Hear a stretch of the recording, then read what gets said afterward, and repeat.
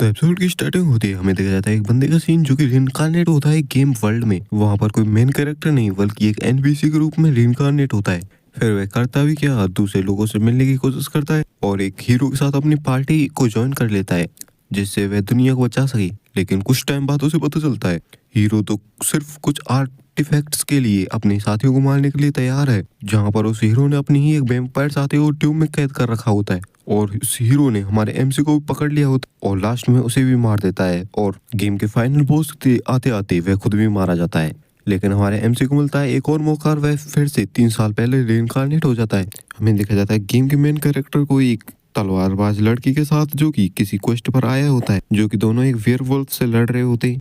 उसी फाइट के बीच वह बंदा मौका देखकर एलिसिया पर पीछे से अटैक करने की कोशिश करता है, लेकिन एलिसिया अपने आप को जैसे तैसे बचाती है। लेकिन क्योंकि कोरिन को इसके बारे में पहले से ही पता होता है, वह वहां पर आता है और उस मेन कैरेक्टर को मार देता है ताकि आगे जाकर ये कोई बुरा काम ना कर पाए। सिस्टम में डिक्लेयर कर देता है कि पार्क सीहू इस गेम का मेन कैरेक्टर मारा जा चुका है और अब कोरिन लोज को ही बना दिया जाता है इस गेम का सब प्लेयर। लेकिन सिस्टम की नज़रों में सब प्लेयर की कोई औकात नहीं होती, जिस वजह से उसे कोई भी एबिलिटी नहीं दी जाती। तो वह अपनी ताकत को बढ़ाने के लिए अपने ऊपर ही रिस्ट्रिक्शंस लगाने लगता है और कुछ शर्तों को भी लेता है। जैसे पहली शर्त होती है अच्छे लोगों की मदद कर, दूसरी रिस्ट्रिक्शन होती है कि वह आत्माओं से कांटेक्ट नहीं कर सकता, जिससे उसे काफी खतरनाक लेवल की फिजिकल एबिलिटी मिलती है। और तीसरी शर्त होती है कि उसे दुनिया को बचाना है हीरो की जगह पर, और वह अगर इन तीनों शर्तों में से एक भी को भी पूरा नहीं कर पाया तो पेनल्टी होगी उसकी, उसे मार दिया जाएगा। और इन शर्तों के बाद उसे भी काफी तगड़ी पावर मिलती है। फिर कुछ टाइम बाद उनके एकेडमिक सेमेस्टर शुरू हो जाते हैं, पर हमारा एमसी काफी आसानी से सारे एग्जाम्स को पास करता जाता है और सारे लोग एमसी की ऐसी प्रतिभा को देखकर काफी ज्यादा खुश हो जाते हैं। फिर देखा जाता है हमारे एमसी को अकेडमी में तो आ चुका होता है, वहां पर अकेडमी में उसे मिलता है एक लार्क नाम का बंदा। एमसी कुछ क्योंकि अपनी पिछले जन्म की यादें याद होती हैं, तो उसे पता होता है कि ये बंदा मारा गया था पिछली बार, तो इस बार वह उसकी मदद करने की कोशिश करता है और उसे ले जाता है अकेडमी के एक सीक्रेट बेस में। वहां पर ले जाकर वह हमारा एमसी एक वेम्पायर की आत्मा के साथ कॉन्टेक्ट करता है और वह उस वेम्पायर की आत्मा को उस लार्क के शरीर में जाने देता है, जिससे हमारे एमसी को मिलती है रिजर्नेशन स्पेल और कुछ सिस्टम पॉइंट्स। और इसी के साथ उसे वहां पर मिलती है ग्रिमोर नाम की किताब, जिस किताब को वह उसी लार्क नाम के बंदे को दे देता है। फिर हमें देखा जाता है हमारे एमसी का अगले हीरोइन का सीन, जो कि होती है मेरिटा, जो कि वैसे तो एक काफी ज्यादा स्वीट गर्ल होती है, लेकिन एक मिशन के दौरान वह बन जाती है एक काफी खतरनाक वैम्पायर, जिसे बचाने के लिए हमारा एमसी मेरिटा को अपने खून दे देता है और उसे पीने देता है और वह अपनी स्किल रीजनरेशन का उपयोग करते हुए अपनी लाइफ को भी बचाता है। मेरिटा को जब होश आता है और उसे पता चलता है कि हमारे एमसी ने उसकी जान बचाई, तो वह हमारे एमसी से गहरे प्यार में पड़ जाती है और बनती है एक काफी अच्छी और स्ट्रॉन्ग अलाई। कुछ टाइम बाद हमें देखा जाता है एलिसिया का सीन, जो कि वैसे तो अपनी फैमिली के हार्श एनवायरनमेंट और अपने बड़ी बहन के दिए गए तानों की वजह से अपना कॉन्फिडेंस खो देती है, तो इसी वजह से हमारा एमसी उसे हिम्मत देता है, दिलासा देता है और करवाता है 1v1 डुअल उसकी और उसकी बहन के बीच में, जहाँ पर वे दोनों आपस में एक खतरनाक तरीके से लड़ने लगती हैं। जहाँ पर इस बार एलिस अपनी बहन को हरा देती है और अपने कॉन्फिडेंस को वापस ले लेती है।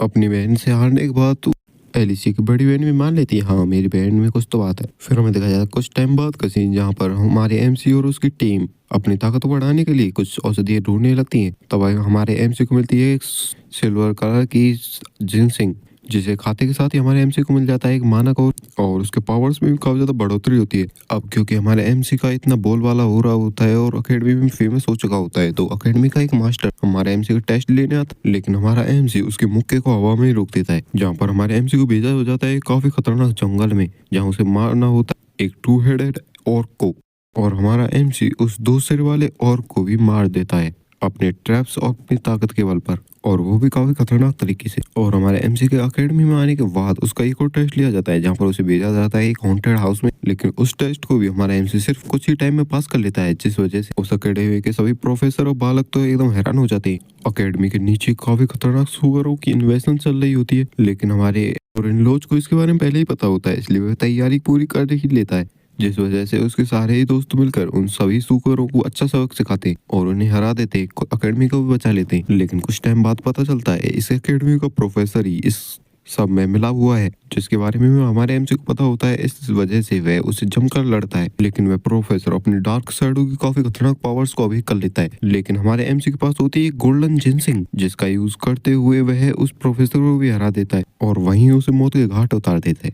अकेडमी के प्रोफेसर और प्रिंसिपल वहां पर आते हैं हमारे एमसी से मिलने, क्योंकि जब मॉन्स्टर का हमला हुआ तो हमारे एमसी ने ही अकेडमी की सबसे ज्यादा मदद की थी। इस वजह से हमारे एमसी का लेवल अप कर दिया जाता है, मतलब कि उसका ग्रेड बढ़ा दिया जाता है। और अकेडमी में इतने दिन बताने के बाद हमारा एमसी मेरिट छुट्टियों में कोरियन मेरिटा के साथ उसके विलेज जाता है, जहाँ पर देखता है कि मेरिटा की फैमिली भी काफी बड़ी होती है, जहाँ पर उसी के घर वहीं पे डांस पार्टी में वह कर देता है मेरिटा को प्रपोज, और उसी पार्टी में उसके साथ डांस भी करता है। कोरियन मेरिटा ड्यूक से बेसिया की केविन की तलाशी लेने लगते हैं, तभी उनका सामना होता है ड्यूक की बिना आत्मा वाली बॉडी से, जो कि बन चुका होता है एक वेम्पायर, जहाँ पर हमारा एमसीयू उनसे डटकर लड़ता है। इस सब में मेरिटा काफी ज्यादा घायल हो जाती है और वह फिर से वेम्पायर बनने लगती है, लेकिन हमारा एमसी अपना खून देकर उसे बचा लेता है।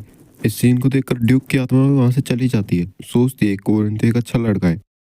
फिर हमारा एमसी अकेडमी में वापस आने के बाद वहां पर एक जगह पर जमीन लेता है सिर्फ अपने रुपयों से, और सोचता है यहाँ पर मैं एक होटल बनाऊंगा और भाई साहब रुपया ही रुपया होगा। लेकिन उसकी सारी उम्मीदों पर पानी फिरते हुए वहां पर आ जाता है एक काफी खतरनाक भूकंप बनाने वाला मॉन्स्टर, जिससे हमारे एमसी के अरमान तो धरे के धरे रह जाते हैं। फिर वह जाता है प्रिंसिपल के पास अपनी समस्या को लेकर। प्रिंसिपल भी उसे बताते हैं कि ये 2 बैट्स के कारण हो रहा है और वे इस सब में इसकी कुछ मदद नहीं कर सकती। पर एमसी कहाँ मानने वाला था, वह भी अपनी रोने धोने वाली स्पीच देकर सारे स्टूडेंट्स और प्रिंसिपल को मना लेता है और कहता है कि ये हमारी अकेडमी के लिए भी हानिकारक हो सकता है, इसे हमें भगाना ही होगा, और ना जाने क्या क्या। सभी उसकी मदद के लिए तैयार हो जाते हैं और आ जाते हैं उस मॉन्स्टर से लड़ने के लिए। पहले तो वे सभी मिलकर उसे आसानी से हराने लगते हैं, लेकिन कुछ टाइम बाद वह मॉन्स्टर बन जाता है एक थंडर मॉन्स्टर, जो कि उन सभी को ही आसानी से हराने लगता है। हमारे एमसी की तो सारी उम्मीदें टूटने लगती है।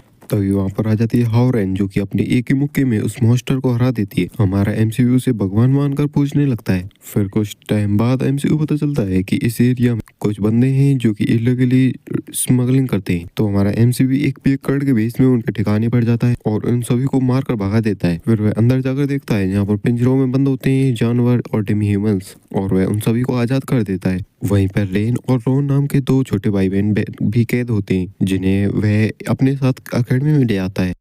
उसके कुछ टाइम बाद अकेडमी में होता है एक फेस्टिवल चालू, जहाँ पर स्टूडेंट्स को आम नागरिकों यानी कि पत्थर की गुड़ियाओं को बचाना होता है। इस फेस्टिवल में हमारा एमसी कोरिन ले लेता है एक काफी खतरनाक सा रूप, जिसका नाम वह रखता है इमोर्टल लोच। वह गेम को रूल्स को फॉलो न करते हुए सेफ जोन में जाने की जगह वह बंदों को ही लूटने लगता है और उन्हें गेम से डिस्क्वालीफाई करने लगता है। एलिसिया और मेरिटा दोनों ही उसकी टीम में शामिल हो जाते हैं और बंदों को हराने लगते हैं। और भाई साहब लोच तो उस गेम को पूरा करने की जगह बंदों को डिस्क्वालीफाई करते जा रहा होता है। मेरिटा और एलिसिया उसका पूरा साथ दे रही होती है। इसी तरह वह इस गेम को भी जीत जाते हैं। फिर उस मैच में जीतने वाले लोगों को सेकंड राउंड में भेजा जाता है काफी खुखार से शहर में, जहां पर रहने वाले 1.2 मिलियन लोग रात होते ही बन जाते हैं काफी खतरनाक ज़ॉम्बीज। उस शहर का नाम होता है नजरिया। वहां पर कोरिंग अपनी पुरानी मास्टर, जिसमें पुरानी लाइफ में उसकी जो मास्टर बनी थी, उससे मिलता है। उसके मास्टर का नाम होता है एरिन, जो कि इस शहर को पिछले 300 सालों से एक ही लूप में घुमाई जा रही है, ताकि यहाँ के जो मॉन्स्टर हैं वे बाहर की दुनिया में ना जा सके और तबाही न मचा सके। आगे चलकर उनका सामना होता है अनडेड आर्मी से, और एट द एंड उसे मिलता है मौत का देवता, जिससे हमारा कोरिन एक कॉन्ट्रैक्ट कर, जिसमें वह कहता है कि वह इस पूरे शहर के श्राप को सिर्फ 1 साल के अंदर तोड़ देगा, जिसके बदले में वह मौत का देवता उसे देता है एक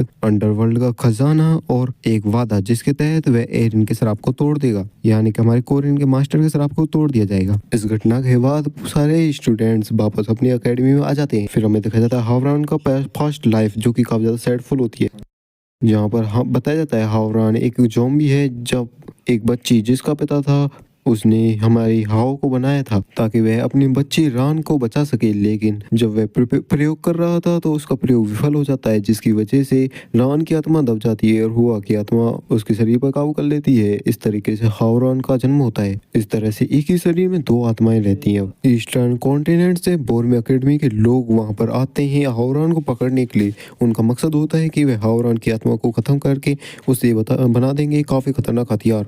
वहाँ पर वह दूसरी तरफ लालची बोरमे एकेडमी का प्रोफेसर हमारी हावरान को किडनैप कर लेता है और एक रिचुअल करने लगता है जिससे कि वह हावरान की आत्मा को खत्म कर और उसे काफी खतरनाक हथियार में बदल सके। लेकिन हमारा एमसी जैसे तैसे करके हावरान को उसके चंगुल से बचा लेता है और सारी एकेडमी के सामने बोरमे एकेडमी के प्रोफेसर का सच सामने ला देता है। अब हावरान के शरीर में 2 आत्माओं का निवेश है जिस वजह से और कोरिन के द्वारा अपने आप को बचाए जाने की वजह से वे कोरिन के प्यार में पड़ जाती है। कोरिन के पूरी एकेडमी में सबसे पॉपुलर और सबसे ताकतवर होने की वजह से लुइना आर्डेन हमारे एमसी को एक फेक एंगेजमेंट का प्रपोजल देती है ताकि वह अपने परिवार के राजनीतिक और सियासी मामलों से बच सके। वहीं दूसरी ओर एलिस उन दोनों के साथ डेट करते हुए देखकर काफी ज्यादा जलती हुई है क्योंकि कहीं ना कहीं उसे भी हमारे कोरिन से प्यार हो चुका होता है। कोरिन, एलिस, यूएल और एरिना चारों जने मिलकर एक खजाने की खोज में दूसरे आइलैंड पर जाते हैं जहां पर जाकर वे काफी सारे खतरों का सामना करते हैं और एक स्वॉर्ड डीमन से भी मिलते हैं जो कि काफी ज्यादा खतरनाक होता है। कुछ टाइम बाद पता चलता है कि इस स्वॉर्ड डीमन को सिखाने वाले असली टीचर एलिस के फादर हैं। वहीं से हमारे एमसी को मिलती है एक सन स्वॉर्ड जिससे अब उसके पास पावर्स आ चुकी हैं किसी फायर मैजिक को कंट्रोल करने की और इन सारी चीजों को पाते पाते वे फंस जाते हैं एक जेंट्स के आइलैंड में। हमारा एमसी जैसे तैसे करके कुछ टाइम के लिए तो उन्हें कंट्रोल कर लेता है अपनी फायर पावर्स का यूज करते हुए, लेकिन कुछ टाइम बाद उसकी पावर्स खत्म हो जाती है जिससे कि भाई हमारे एमसी कोरिन के पीछे और उसकी पूरी टीम के पीछे वे जेंट्स पड़ जाते हैं। लेकिन वहां पर उनकी मदद करने के लिए एलिस और ल्यूइना के फादर आ जाते हैं जिनकी मदद की वजह से कोरिन आसानी से निकल आता है वहां से क्योंकि अब हमारे कोरिन के पास काफी सारी पावर्स आ चुकी होती हैं। तो वे नजरिए से टीम वापस जाता है और वहां पर जाकर अपनी सन पावर्स का यूज करते हुए और सन स्वॉर्ड का यूज करते हुए वहां के सारे ही मॉन्स्टर्स और उस लीच यानी कि मृत्यु के देवता को वहीं भस्म कर देता है। इसकी वजह से वहां पर लगा हुआ श्राप भी मुक्त हो जाता है और वह पूरी सिटी प्योर हो जाती है। एट दी एंड हमने देखा जाता है फर्स्ट ईयर स्टूडेंट्स का टेस्ट चल रहा होता है जिसका एग्जामिनर बनाया जाता है हमारे एमसी कोरिन को, जहां पर हमारा एमसी कोरिन क्लाउन का बेस बनाकर सारी बंदों की खूब पिटाई लगाता है और किसी को भी नहीं बख्शा जाता है। तो चैप्टर 74 की स्टार्टिंग होती है, हमें देखा जाता है काफी खतरनाक तबाही का मंजर। वहाँ पर एक बंदा जिसका नाम होता है जर्मन वहाँ पर भाग रहा होता है और कहता है सेंट मिकेला की मॉन्स्टरी में बॉर्न हुआ था मैं और मेरी पूरी जिंदगी में सच्चाई के पाथ पर चला हूँ। तभी उसके पैर में कुछ उड़ता है जिससे वह गिर पड़ता है और कहता है मेरे पास कई ऐसे मूवमेंट्स थे जब मैं पूछना चाहता था क्या गॉड सच में एग्जिस्ट करते हैं, लेकिन उसका तो उत्तर मुझे नहीं मिला। लेकिन मैं अब एक चीज को तो पक्के रूप से जानता हूँ, डेविल्स सच में होते हैं। और भाई सामने होता है हमारा कोरिन जो कि जोकर मार्क्स लगाकर आया होता है जो कि कहता है अब तुम्हारा अंत आ गया है। कोरिन के खतरनाक रूप को देखकर भाई साहब जर्मन की तो हालत खराब हो जाती है। वह कहता है नहीं और अपने सर को पकड़कर वहीं बैठ जाता है। लेकिन हमारा कोरिन कुछ नहीं कहते हुए उसके सर को सहलाता है और कहता है मैंने जितना सोचा था तुम में उससे कहीं ज्यादा हिम्मत है, तुमसे मिलकर अच्छा लगा। मेरा नाम है कोरिन लोच। इस नाम को सुनकर वह भी दंग हो जाता है और सोचता है क्या यह वही बंदा नहीं है जिसने लुइना आर्डेन एक हाई लेवल प्लेयर से काफी अच्छी तरीके से फाइट की थी। कोरिन उसे उसकी यादों से बाहर निकालते हुए कहता है मैं फर्स्ट ईयर के स्टूडेंट्स में से स्किल पर्सन को ढूंढ रहा हूँ। प्रिंसेस को छोड़कर तुम एकदम बेस्ट हो। तुम्हारा मेरे साथ काम करने में क्या ख्याल है? मैं स्किलफुल पर्सन को हमेशा अप्रिशिएट करता हूँ। जिसे सुनकर जर्मन भी कहता है हाँ मैं करूंगा। कोरिन में मन में सोच रहा होता है इस हंटिंग ग्रुप में जो मुझे पहली चीज करनी है जर्मन पर नजर रखनी है क्योंकि ये ऑर्डर का एक स्पाई है। और उसके पास से जाते हुए डेविलिश से स्माइल देते हुए कहता है दोस्तों को अपने पास रखो और दुश्मनों के और भी ज्यादा पास। फिर हमें देखा जाता टेस्ट स्टार होने के 1 घंटे बाद का सीन जहाँ पर कोई कहता है तुम बीस्ट मार जाओ, जहाँ पर वह अटैक कर रहा होता है रोन की बहन के ऊपर, लेकिन वह उसे एक ही पंच में उड़ा देती है और वह पीछे मुड़ते हुए कहती है रोन इनके पीछे के पॉकेट्स को अच्छे से चेक करना और इनके आर्म बैंड्स को तो लेना भूलना ही मत। अगर तुमने सारा काम कंप्लीट कर लिया हो तो चले अब यहाँ से। फिर वे दोनों वहां से जाने लगती हैं। तभी रोन पूछती है बहन आखिरकार हम पर ही सारे ह्यूमंस अटैक क्यों कर रहे हैं? क्या ये इसलिए क्योंकि हम डेमी ह्यूमंस हैं? तभी उसकी बहन बताती है यह इसलिए है क्योंकि हम दोनों ही सेकंड रैंक के नाइट्स हैं। तो वे हमारा आर्म बैंड चाहते हैं। हाँ इन्होंने जो हाथ पर पहन रखा है वही, क्योंकि हमारे सीनियर्स से आर्म बैंड लेने पर इन्हें काफी ज्यादा पॉइंट्स मिलने वाले हैं। लेकिन हमारे सीनियर्स तो हैं काफी ज्यादा पावरफुल, तो अब वे अपनी सेम ग्रेड वाले बंदों से ही आर्म बैंड को छीन रहे हैं। ऐसा ये हमारे साथ भी कर रहे हैं, लेकिन हम तो इनसे पावरफुल है। वैसे पास्ट में उन्होंने कहा था कि हमें आर्म बैंड को ट्रेड करने के लिए पॉइंट के रूप में एक कुटिया पर जाना होगा, तो चलो वहीं चलते हैं। देखने में तो ऐसा लग रहा है जैसे हम वहीं पहुंच गए हैं। वह कुटिया यहीं पर होनी चाहिए थी, लेकिन आखिरकार इसमें आज क्यों लगी हुई है? तभी उन्हें काफी तगड़ा भूकंप महसूस होता है और वे देखते हैं अपने सामने एक काफी खतरनाक से टावर को बनता हुआ। तभी रोन कहती है आखिरकार हमारे सीनियर्स ये सब क्या कर रहे हैं? तभी पीछे से प्रिंसेस आ जाती है जो कि कहती है कितना इंटरेस्टिंग है, मुझे ये पसंद आया। अच्छा, तो मुझे बीस्ट की स्मेल इनसे आ रही थी। चलो इन्हें छोड़ो। वैसे ये क्या ड्रूड ने बनाया है? मुझे लगता है मुझे इस गेट से अंदर जाना चाहिए। और उस प्रिंसेस के पीछे पीछे और भी बंदे जाने लगते हैं अंदर। तभी रोन अपनी बहन से पूछते, बहन अब मुझे क्या करना चाहिए? उसकी बहन कहती है कि हाँ, हमें दूसरे गेट से अंदर जाना चाहिए। रोन उससे पूछती भी है क्या हमें से गेट से नहीं जाना चाहिए था उन प्रिंसेस के साथ, लेकिन उसकी बहन एटीट्यूड में कह देती है नहीं, हम प्रिंसेस के रास्ते पे क्यों चलेंगे। तभी अचानक से उन पे ऊपर होने लगते हैं स्वॉर्ड से अटैक। और ये अटैक होने होते हैं काफी खतरनाक और तेजी तरीके से। और उसकी बहन भी सोचने लगती है शायद हमें उसी के साथ जाना चाहिए था। रोन भी कहती है ये काफी ज्यादा है, कम करो इसे। वहां पर तो एक बंदा है जो कि इनका टेस्ट ले रहा होता है। वह कहता है जिसने मुझे यहाँ पर हायर किया है उसने मुझसे कहा था कि यहाँ पर किसी पर भी आसान मत रहना और किसी को आसानी से टेस्ट पास मत करने देना। तभी से शिफ्ट होता है, हमें देखा जाता है एक बंदे को जो कि असैसिन टाइप की स्किल्स का यूज करते हुए चोरी छुपे वहां पर जा रहा होता है और सोचता है इस डंजन का लेआउट एकदम सिंपल है। यहाँ पर 3 एंट्रेंस है, हर एंट्रेंस पे एक गार्ड बैठा हुआ है। जब तुम उनको पार कर लोगे तो मेन हॉल में आ जाओगे। फिर वहां से तुम्हें 2 रास्ते और पार करने होंगे, फिर जाकर तुम पहुंचोगे टॉप पर। और ये रहा 3rd फ्लोर जहाँ पर ये बंदा। तभी कोरिन को भी महसूस हो जाता है। वह कहता है ऐसा नहीं हो सकता, क्या तुम पहले ही यहाँ पर आ गए? हाँ, मैंने सुना था फर्स्ट ईयर के स्टूडेंट्स के बीच में एक बंदा है जो कि चोरी छुपने की स्किल्स का यूज करता है और वह अपने स्पीयर को सीधा फेंक देता है उसी बंदे की तरफ, लेकिन वह स्पीयर बीच हवा में मुड़ जाता है। वह बंदा भी सोचता है उसने जानबूझकर इस स्पीयर के डायरेक्शन को मोड़ा था। तभी उस स्पीयर से कुछ वेव्स से निकलने लगती हैं। वह बंदा भी सोचता है आखिरकार ये कैसी वेव्स हैं? अरे नहीं, मैं इनसे कॉन्सेंट्रेट नहीं कर पा रहा हूँ। ओ मेरा स्टाइल्थ मोड भी ऑफ हो गया है, मैं तो सभी को दिखने लगा। और भाई उसकी स्किल गायब हो जाती है। तभी हमारा कोरिन कहता है first year 2nd rank knight Radis Aiden, क्या यह टेक्निक कोई असैसिन क्लैन की नहीं है? वह बंदा भी सोच में पड़ जाता है आखिरकार इसे कैसे पता चला। और कहता है तुम्हें नहीं पता होना चाहिए था, मुझे माफ करना, लेकिन तुम्हें इसे मेंशन नहीं करना चाहिए था। हमारे कोरिन के एकदम से पीछे आ जाता है वह बंदा, लेकिन हमारा कोरिन भी उसके अटैक को एक लात मार कर डिफेंड कर लेता है। फिर वह असैसिन टाइप का बंदा पीछे हटता है और निकल लेता है एक हंटर को, जिससे वे हमारे एमसी पर भी अटैक करता है, लेकिन हमारा एमसी इजीली डॉज कर लेता है। इसी तरह से वह काफी सारे अटैक्स करता है, लेकिन कोरिन भाई साहब आराम से उन अटैक्स को डॉज करता जाता है।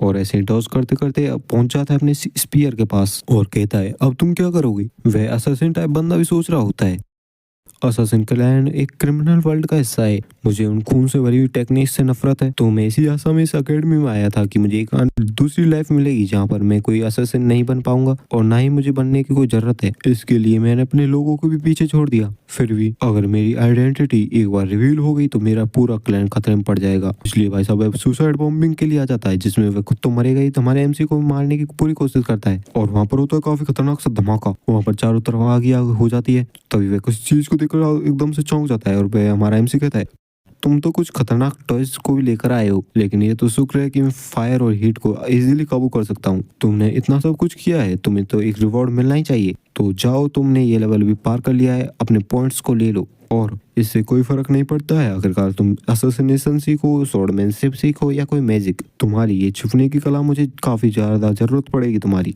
और हाँ, तुम्हारी मदद चाहिए मुझे थोड़े टाइम बाद। तभी हमें देखा जाता है गोल्ड वुल्फ सिबलिंग्स का सीन, जिनकी तो फर्स्ट फ्लोर पर ही हालत खराब हो रही होती है, काफी मुश्किल से पार कर पाते हैं। 2nd फ्लोर पर होती है हावरन, जो कि इजीली उन्हें पास कर देती है और कहती है तुम्हारे खिलाफ मैं अपनी स्ट्रेंथ को काबू नहीं कर पाऊंगी, इसलिए तुम पास ही हो जाओ। तब वे पहुंचते हैं 3rd फ्लोर पर, जहाँ पर रैन कहती है क्या आखिरकार वह कौन है? क्या ये तो कोरिन है? आखिर यहाँ पर सब ये सब क्या हो रहा है? मैंने सुना तो था कि पिछले साल से टेस्ट इस बार काफी ज्यादा कठिन होने वाला है। तभी उसके पास से गुजरता है कोरिन का स्पीयर। अचानक कोई ऐसे अटैक को देखकर वह भी काफी ज्यादा चौंक जाती है और कहती है आखिरकार ये सब क्या है? लेकिन हमारा कोरिन अचानक से उसके पीछे पहुंच जाता है, जो कि रैन को लात मारता है उसके पेट पे, जिस अटैक को लेकर उसकी तो हालत खराब हो जाती है। और कोरिन उनको कहता है अगर तुम यहाँ पर फाइट करने आए हो तो किसी और तरफ देखना, तुम्हारी बेवकूफी होगी और इसी तरह से तुम मारे भी जाओगे। तभी हमारा एमसी दूसरी लड़की पर भी अटैक कर देता है तुरंत, और वह करता है टाइगर स्वाइपिंग विंड नाम के खतरनाक अटैक से हमला। वह भी अपने पावर्स को यूज करती है उससे बचने के लिए, जिसे देखकर हमारा कोरिन भी पीछे हट जाता है और सोचता है अरे नहीं, इस बार तो ये टफ होने वाला है। हम देखते हैं दोनों ही बहनें अपने वुल्फ फॉर्म में आ चुकी होती हैं। हमारा एमसी भी पूरे स्टाइल में कहता है तो चलो इस बार स्टार्ट करते हैं। हमें दिखाया जाता है हमारे एमसी की फाइट का सीन, जहाँ पर हमारा एमसी कहता है क्योंकि आज फुल मून की नाइट नहीं है तो बीस्ट की इंस्टिंक्ट्स भी रिलेटिवली सप्रेस हो ही जाएंगी। फिर भी किसी बंदे का बीस्ट में ट्रांसफॉर्म हो जाना एक अलग ही स्टोरी बन जाता है, क्योंकि उनमें होता है 100% प्योर वायलेंस। वैसे तो कोई बीस्ट मैन जब फाइनल फॉर्म में आता है वह एक ह्यूमन में वापस से ट्रांसफॉर्म हो जाता है, लेकिन क्योंकि ये अभी तक पूरी तरीके से मैच्योर नहीं हो पाए हैं इसलिए ये अभी भी बीस्ट फॉर्म में ही रहेंगे।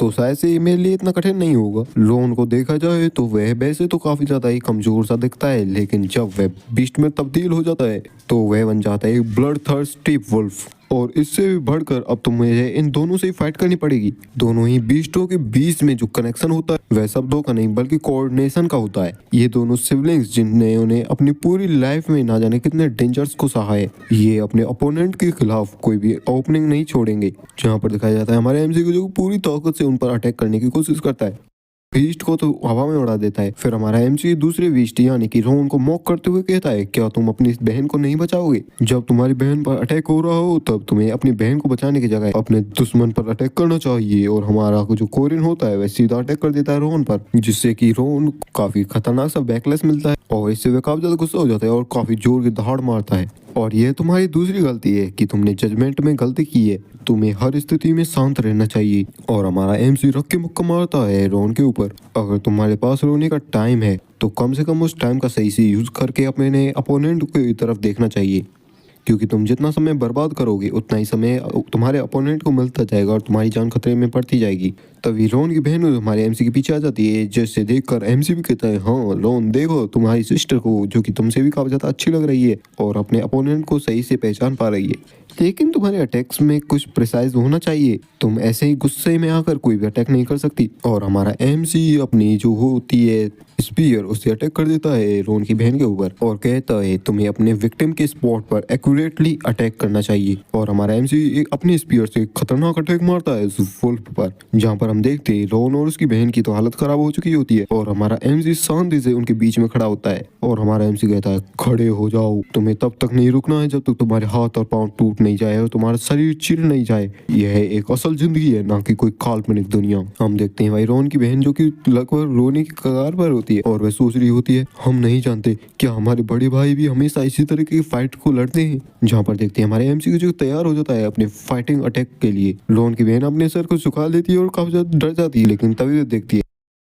कोरिन ने अपने स्पीयर को नीचे डाल दिया होता है और रोन की सिस्टर को ऊपर उठा लेता है और सोचता है शायद से ये अब इतना करना ठीक रहेगा, अब इन्हें और ज्यादा लंबे समय तक परेशान करना भी ठीक नहीं रहेगा, क्योंकि मैं इन्हें एक ही ट्राई में तो फाइनल फॉर्म तक नहीं पहुंचा सकता। लेकिन फिर भी ये समझ चुके हैं आखिरकार फाइट का मतलब क्या होता है और उन्होंने मोर देन इनफ अपने आप को ताकतवर कर लिया है। फिर कोरिन कहता है, यह तुम्हारे लिए काफी ज्यादा डरावना रहा होगा है ना? क्या तुम्हारे ऊपर ने कुछ ज्यादा ही कर दिया? मुझे माफ करना।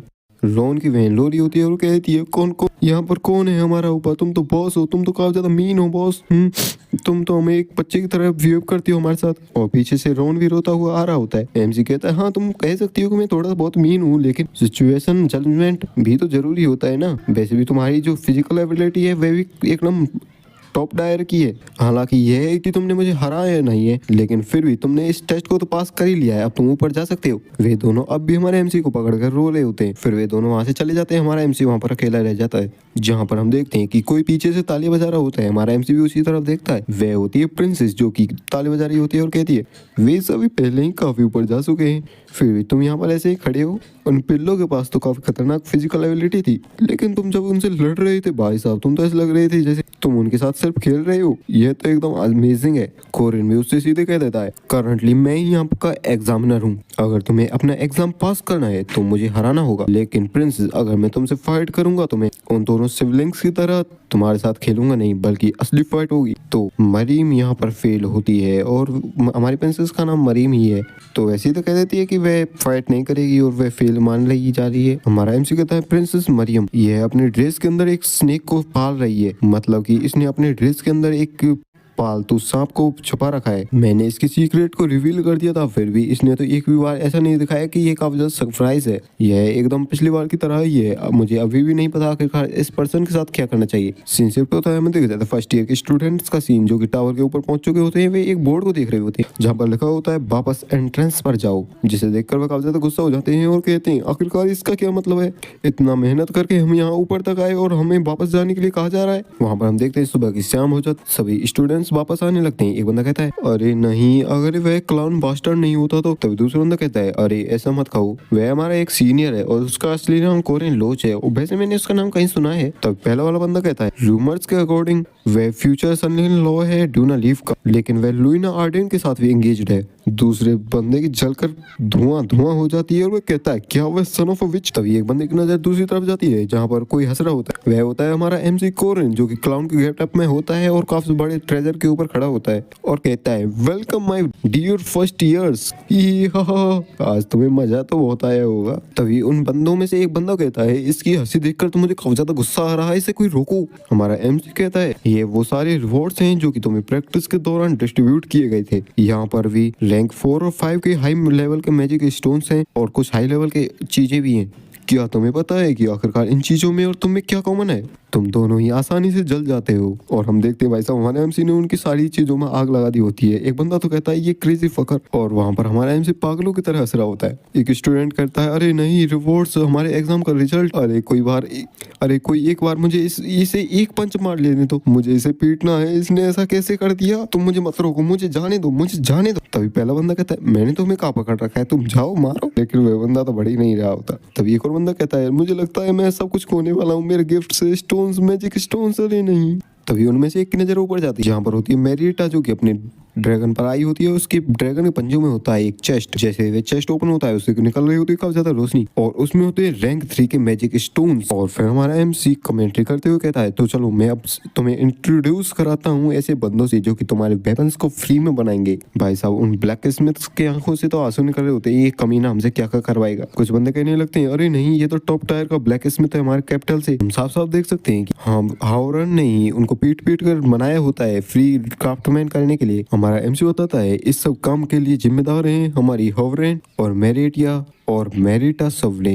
तब वहाँ पे हमें देखा जाता है एलिसिया, जो कि काफी सारा खाना लाई होती है और वो कहती है कि तुम्हें काफी ज्यादा भूख लगी होगी, तो ये रहा काफी ज्यादा अच्छे इंग्रेडिएंट्स से बना हुआ खाना, और यहाँ पर तुम्हारे लिए हनी वॉर्म कैंडी भी है, इसे खाओ पियो और ले जाओ, तभी तो तुम स्ट्रॉन्गर बनोगे। और इसे एंजॉय करो इस मूवमेंट को। जो बंदे पहले हमारे एमसी को गाली दे रही होते हैं भाई साहब उनकी तो आंखें चमकने लगती हैं और काफी ज्यादा खुश हो जाते हैं। और हमारा एमसी काफी कूल अंदाज में कहता है क्योंकि आज का तुम्हारा दिन है। जहाँ पर बंदे सोच रहे होते हैं क्या हमने किसी तरीके से इस हीरो को मिसअंडरस्टूड कर लिया था। हमारा एमसी सोच रहा होता है ये जो जितने भी सारे इंग्रेडिएंट्स और सेफ्स हैं इन सभी को मेरिटा ने लाया है, लेकिन जो ब्लैक स्मिथ्स हैं वे एक नंबर का स्कैमर है। तो उनकी वीकनेस को ढूंढकर और उनके एक्सपोज करके हावरेन ने उनको यहाँ पर लाया है। तभी एलिस हमारे एमसी से पूछती है लेकिन जो तुमने मैजिक स्टोन इन 400 लोगों को दिए हैं वे तो काफी ज्यादा महंगे हैं, क्या तुम ठीक हो, ये सब तुमने अपने रुपयों से दिए हैं। हमारा एमसी अपने मुंह को पूछ रहा होता है, वे कहता है हम ऐसी चीजों के लिए तो मैं अपनी पूरी जिंदगी की कमाई को लगा सकता हूँ क्योंकि मनी मेरे लिए इंपॉर्टेंट नहीं है। जहाँ पर हम देखते हैं हमारे एमसी के फेस का कलर इधर उधर पहुंच गया होता है जिससे वह काफी ज्यादा अजीब लग रहा होता है। एलिस भी काफी ज्यादा घबरा जाती है और कहती है तुम्हें क्या हो गया। एमसी सोच रहा होता है गंभीर तरीके से यहाँ पर हमेशा रुपयों से भी ज्यादा कुछ एक्सपेंसिव है। उसे याद आने लगती है अपनी पिछली जिंदगी की याद है जहाँ पर बंदे मर रहे होते हैं और हमारे एमसी कोरिन से कह रहे होते हैं मुझे बचाओ कोरिन। और अब एमसी अपनी बात को पूरा करते हुए कहता है यहाँ पर मनी से ज्यादा इंपॉर्टेंट है उनकी जान। मैं जब से यहाँ पर आया हूँ मैंने अपने रुपयों को बढ़ाने की कोशिश की है, जिस वजह से ही मैं अपने जूनियर्स को मैजिक स्टोन्स और काफी सारी चीजों का एक्सेस दे पाया हूँ क्योंकि वे सिर्फ इक्विपमेंट्स को देखकर और उन्हें देकर ही कोई फाइटिंग फोर्स तो बन नहीं सकते, लेकिन कम से कम उनका सर्वाइवल रेट तो बढ़ ही जाएगा। चाहे मैं कितना भी अच्छा कर लूँ लेकिन मेरी एंग्जाइटी कभी नहीं जाएगी। तभी एलिस कहती है कोरिन, लेकिन वह अपने पास देखती है जहाँ पर कोरिन होता ही नहीं है। तभी सीन शिफ्ट होता है, हमें देखा जाता है एक दूसरी जगह सीन जहाँ पर कोई बंदा अपने हाथ में लैंप को लेकर जा रहा होता है कहीं। यह होता है red magic faction leader elder एड मालिक, जो कि कहता है वह एक्सपेरिमेंट जिसमें ना तो वह ह्यूमन है ना ही कोई वीस्ट है, हमें उसे लेना होगा। तभी एक और बंदा जो कि होता है black magic faction leader elder मोर सुल्तान कहता है क्योंकि हमारी सारी प्रिपरेशन पहले ही पूरी हो चुकी है तो वह भी चीज हमारे हाथों में जल्दी ही आ जाएगी। जैसा कि गोल्डन मेज भी हमारे इस प्लान में शामिल है तो चीजें काफी ज्यादा स्मूथली ही जाएंगी। मैरिड डूना लिव वह वैम्पायर हमारे मैजिक टावर द्वारा वापस ले ली जाएगी। हमारा एमसी कहता है मेन सिनेरियो पहले ही चालू हो चुका है। मेन स्टोरी लाइन में यह एक ग्रैंड लाइब्रेरी के ढूंढने के ढोंग करते हुए वे वैम्पायर गर्ल को अपहरण कर लेते हैं और उसे बेसमेंट में काफी ज्यादा एक्सपेरिमेंट किए जाते हैं उसके ऊपर, लेकिन यह इतिहास फिर से नहीं दोहराया जाएगा। हमें देखा जाता है हमारे एमसीयू जो कि एक मस्त सी पोज में खड़ा होता है, इंसिप्ट होता है। हमें देखा जाता है अकेडमी का सीन जहाँ पर कोई कह रहा होता है। वैसे तो पहले के टाइम पे स्पेशल डॉर्मेटरी में सिर्फ कुछ ही स्पेशल स्टूडेंट्स को रखा जाता था, लेकिन अब तो ये बढ़ चुकी है। इस फ्लोर में मैं और हॉरन दोनों ही साथ रहते हैं, जिस वजह से हम रोज सुबह फाइट होती है और काफी सारे न्यू स्टूडेंट्स भी सेकंड फ्लोर पर आए हैं। फ्लोर के एंड में जो 2 रूम है उनमें दोनों प्रिंसेस रहती हैं, जिसमें द फर्स्ट प्रिंसेस तो सुबह सुबह अपने चैपल पर चली जाती हैं और वहां जाकर प्रेयर करती हैं, और जो सेकंड प्रिंसेस मरियम है वह जाती है अपनी लैब में कुछ एक्सपेरिमेंट करने या अपना काम करने। मेन स्टोरी के विपरीत दोनों ही प्रिंसेस यहाँ पर रहने लगी हैं, तो पता नहीं आखिरकार क्या चेंज होंगे इस स्टोरी में। हॉल की दूसरी तरफ वह हमारा एमसी कोरिन जाता है एक रूम में और कहता है, हे ट्विंस, तुम्हारे जगने का टाइम हो गया। यहाँ पर दोनों ही ट्विंस सो रहे होते हैं। रोहन कहता है, प्लीज प्लीज 3 मिनट और सोने दो। तभी उसकी बहन रेन कहती है, नहीं 5 मिनट। हमारा एमसी उन्हें ब्रश कराने लगता है और कहता है, इस बार ये किसी विलन के रूप में नहीं बड़े हुए हैं। वैसे भी ये काफी ज्यादा थक गए होंगे क्योंकि मैंने पिछले टेस्ट में इनको इनकी लिमिट्स तक पहुंचा दिया था। अगर ओरिजिनल प्लॉट के मुताबिक देखा जाए तो भाई साहब इस बार ये मेरे लिए काफी ज्यादा यूजफुल रहेंगे, क्योंकि पिछले टाइमलाइन में एक मिड लेवल के बॉस के बराबर के पावर रखते थे, तो ये काफी ज्यादा अच्छा रहेगा अगर ये काफी जल्दी बड़े हो जाएं। आखिरकार किसने नहीं सोचा होगा जो कि ऐसे खतरनाक विलन बनेंगे।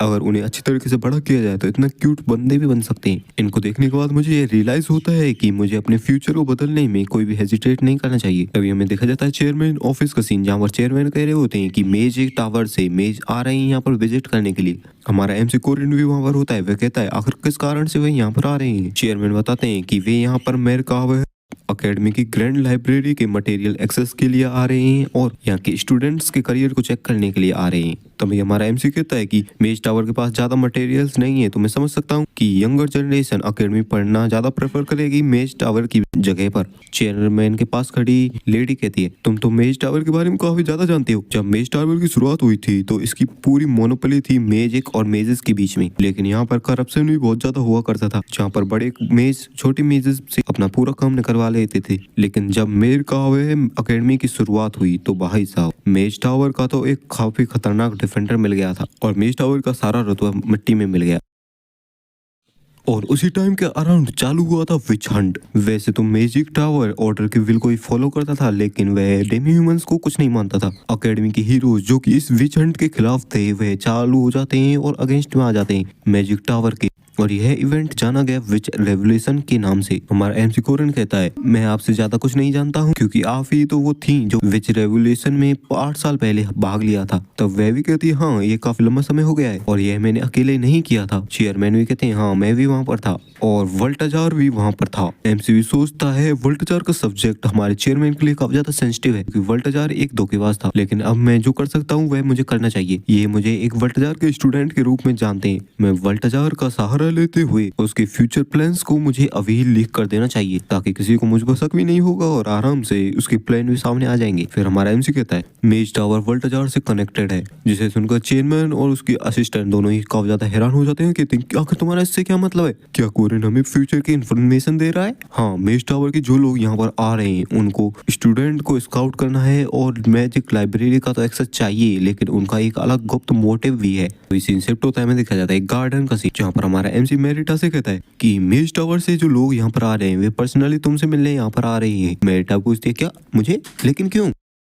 हमारा एमसी कहता है, क्योंकि यह वैम्पायर ब्लड के लिए जो कि तुम्हारी नसों में बहता है और यह हमारे मैजिक टावर के लिए डेमी ह्यूमंस पर रिसर्च करने के लिए काफी जरूरी है। लेकिन मेरिटा कहती है, लेकिन ये तो काफी ज्यादा प्रॉब्लमेटिक होगा उनके लिए, मेरे ऊपर एक उंगली भी रखना। एमसी भी सोचता है, हाँ, क्योंकि मेरिटा आती है डूनाली फैमिली से जो कि पूरे एम्पायर में पोटैटो एम्पायर के नाम से फेमस है, क्योंकि यहाँ से पूरे एम्पायर को खाना जाता है और काफी सारी चीजें सप्लाई होती हैं जिससे यह फैमिली काफी ज्यादा पावरफुल मानी जाती है। फिर हमारा एमसी मेरिटा को बताता है, हाँ तुम सही कह रही हो, तुम्हारे ऊपर उंगली रखना किसी के लिए भी काफी ज्यादा मुश्किल होगा, लेकिन मेज टावर को इससे कोई फर्क नहीं पड़ता क्योंकि वे टाटेज वोल्टाजार को फॉलो करते हैं। मेरिटा इस नाम को सुनकर काफी ज्यादा चौंक जाती है और कहती है कि वे वोल्टाजार ये कौन है? ये एमसीबी सोचता है, शायद से अब टाइम आ गया है जब मुझे इसे बता देना चाहिए आखिरकार वोल्टाजार कौन है और इसके क्या गोल्स हैं। फिर वह बताता है, अब से मैं तुम्हें जो बातें बताने वाला हूँ वे सिर्फ हमारे और तुम्हारे बीच रहनी चाहिए, और हमारे एमसी उसे सारी बातों को बता देता है। तभी मेरिटा कहती है, तो तुम्हारे अकॉर्डिंग चेयरमैन का जो एविल डिसाइपल है गैदर कर रहा है 4 ओरिजिनल रूइंस और ट्रेजर्स को जिससे वह डिस्ट्रॉय कर सके हर सिविलाइजेशन को और बना सके अपनी खुद की दुनिया। एमसीबी कहता है, हाँ एग्जैक्टली, तो इसी वजह से कैथोलिक चर्च और मेज टावर दोनों को कोई फर्क नहीं पड़ता आखिरकार उनका अपोनेंट कितना ज्यादा स्ट्रांग है। वे सोचते हैं क्योंकि आखिरकार सब कुछ तो अंत हो ही जाएगा। मेरिटा भी उनके ऐसे प्लान को सुनकर काफी ज्यादा घबरा जाती है और कहती है क्या उनका प्लान इतना ज्यादा स्कैरी है। एमसी भी बताता है हाँ उनका ये प्लान काफी ज्यादा कठिन लगता है लेकिन वर्ल्ड 4 उनके साथ है तो ये इतना भी कठिन नहीं होगा उनके लिए। तो मैं तुमसे कुछ ज्यादा तो नहीं मांगूंगा लेकिन मैं तुमसे एक फेवर चाहता हूँ। मेरिटा भी कहती है मुझे ये सुनकर काफी अच्छा लगा कि तुम कोई काम को अकेले नहीं कर सकते और मेरे फेवर चाहिए तुम्हें उस काम को करने के लिए। तुम मुझसे कुछ भी मांग सकते हो, मैं तुम्हारे लिए हर चीज को करने के लिए तैयार हूँ। कोरिन भी कहता है हाँ ठीक है, आज हमें एक काम करना है, आधी रात को मुझसे इनमें मिलना, उससे पहले मुझे कुछ प्रिपेयर करना है। मार्को कोरिन तो वहां से चला जाता है लेकिन मेरिटा के हाथ से उसका आलू भी छूट जाता है और वह सोचती है मैं और कोरिन आधी रात को, कोरिन मुझसे जो भी करने कहे मैं वो सब करूंगी। और भाई साहब उसके मन में कैसे ख्याल आ रहे होंगे आपको तो पता चल ही गया होगा। तभी सीन शिफ्ट होता है, हमें देखा जाता है कोई बंदा उन पर नजर रख रहा होता है मेजेस पर और कहता है तो वे दिन के टाइम पर तो अकेडमी में रहते हैं और नाइट के टाइम पर होटल में रहना चुना है। ये वास्टर्ड्स यहाँ पर 50 मेजेस हैं जो कि टावर से आए हैं यहाँ पर विजिट करने के लिए और इन सभी में से 3 ऐसे बंदे हैं जो कि काफी खतरनाक है। पहला है रेड मैजिक फैक्शन का एल्डर एड मलिक जो कि कहता है मैंने तुमसे कहा था कि एक डाटा लाओ तेरे साथ से, अब जल्दी से जाओ उसे लेकर आओ। मुझे बताता है यह बंदा है एक नंबर का संकी बुड्ढा, जैसा कि इसकी पर्सनैलिटी है वैसे ये इस टावर में है। दूसरा है ब्लैक मैजिक फैक्शन का एल्डर मोड सुल्तान जो कि कहता है जल्दी से नए सब्जेक्ट को लाओ और मेरे टाइम को वेस्ट मत करो। एमसी बताता है लास्टली है वहां पर एड्रिन द गोल्ड, इसने वर्ल्ड टावर के साथ हाथ मिलाया है और यही है मैजिक टावर के इस इंसिडेंट का फाइनल बॉस और यही वह बंदा है जिसका मुझे सबसे ज्यादा ध्यान रखना है। लेकिन आखिरकार मुझे ये पता नहीं है आखिरकार इन 50 बंदों में से कौन सा होगा वह गोल्डन मेज। तभी एक मेज दूसरे बंदे पर चिल्लाते हुए कहता है हे तुम सबसे निचले दर्जे के मेज, उन सारी चीजों को जल्दी से यहाँ पर लाओ नहीं तो मैं तुम्हारे माना हट को चुरा लूंगा। वह बंदा भी घबराता है और कहता है ठीक है मैं आ रहा हूँ। एमसी भी वहाँ पर लार्क को देखकर हैरान हो जाता है, वह कहता है क्या वह सच में मैजिक टावर में चला गया, उसे तो अब अपने करियर को बदलने की जरूरत है। तभी हमारे एमसी की नजर जाती है एक सस्पिशियस से बंदे पर जो कि उन सभी मेजेस से अलग होकर कहीं कोने में जाने लगता है और हमारे एमसी को मिल जाता है एक शिकार और कहता है फाइनली आखिरकार मुझे मिल चुका है मेरा शिकार और मैजिक टावर का तो जल्दी अंत होने वाला है। तभी हमें दिखाया जाता है गेमलिंग हाउस का सीन जहाँ पर कोई कहता है फक अरे नहीं यार मेरे तो सारे ही रुपए गए। वहां पर उस मेज ने काफी सारी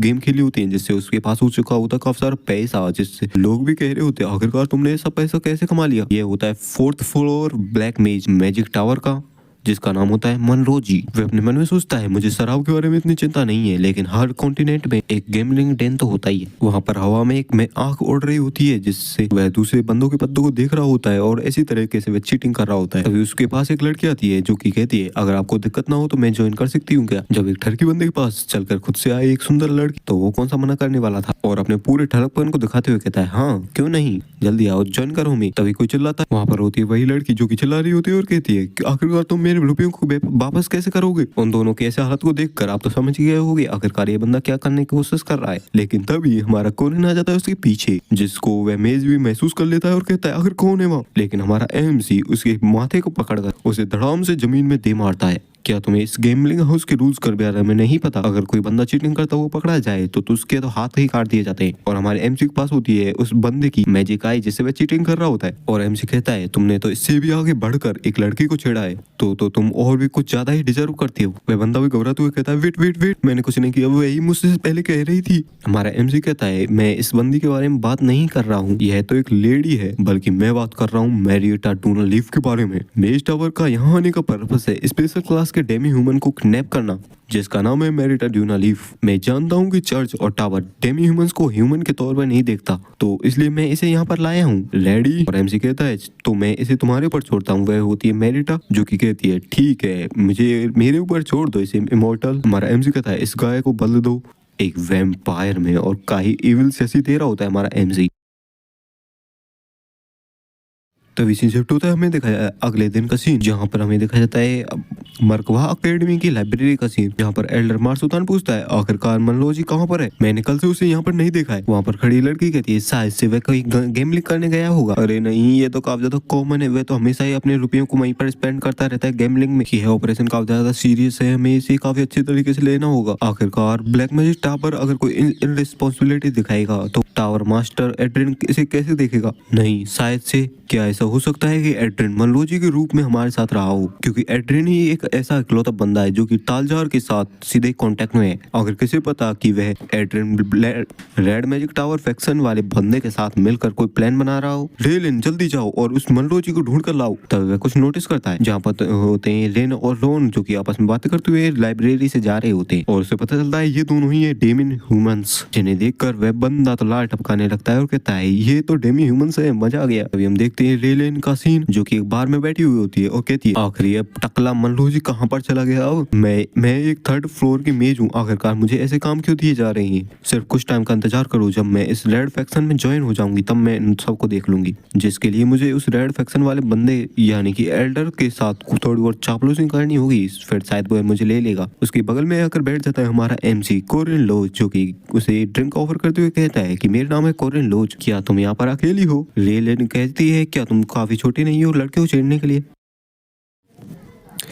क्या मैजिक टावर में सिर्फ पढ़ाकू लड़कियां ही नहीं रहती। और वहाँ पर हमारा MC उस पर लाइन मारने की पूरी कोशिश कर रहा होता है और सोचता है एलिस से मैंने पूरी रात जग कर एक लड़कियों को पटाने की और एक्टिंग करने की पूरी क्लास ली है, तो ये लड़की तो आराम से मेरी बातों में आ ही जाएगी। तभी रेलिन को एकदम से काफी ज्यादा गुस्सा हो जाती है और वह कहती है आखिरकार एक अंडर एज किड बार में क्या कर रहा है, बच्चे चलो अपने घर जाओ, मेरा तो दिमाग खराब हो रहा है। उस रेड मैजिक फैक्शन वाले बंदे को भी मुझे मनाना है और अब ये बच्चा आकर मुझे छेड़ रहा है। हमारा MC उसे माफी मांगने की कोशिश करता है लेकिन वह सीधे उसके मुंह पर गाली दे देती है और बार ओनर से कहती है और तुम्हारे बॉस को जल्दी से यहाँ पर लाओ, आखिरकार इस बच्चे को अंदर किसने आने दिया।